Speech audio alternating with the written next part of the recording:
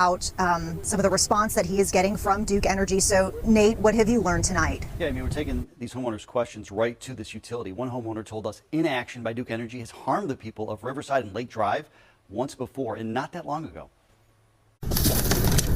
We had 6 feet of water in the house. We lost everything we had.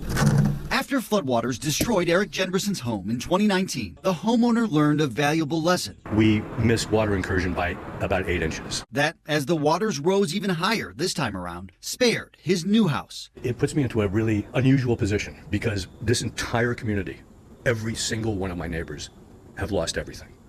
And I'm the only one really standing. He's speaking up on behalf of his hurting neighbors. It's inconceivable. I don't understand it.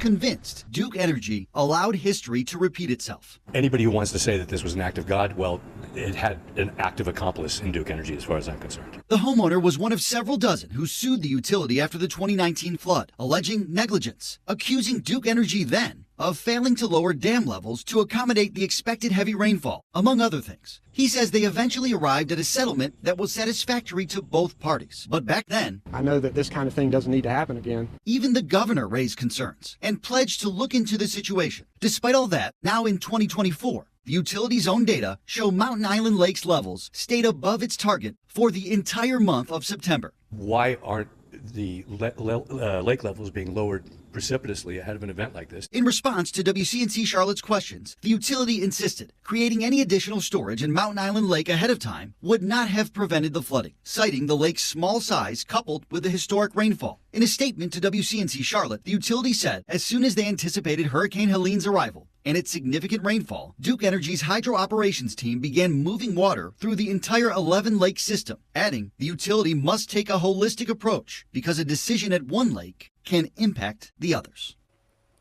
Duke Energy told us it does the best it can to mitigate the impacts of severe weather events, but pointed out forecasting actual inflow from an approaching storm is a complex and inexact science.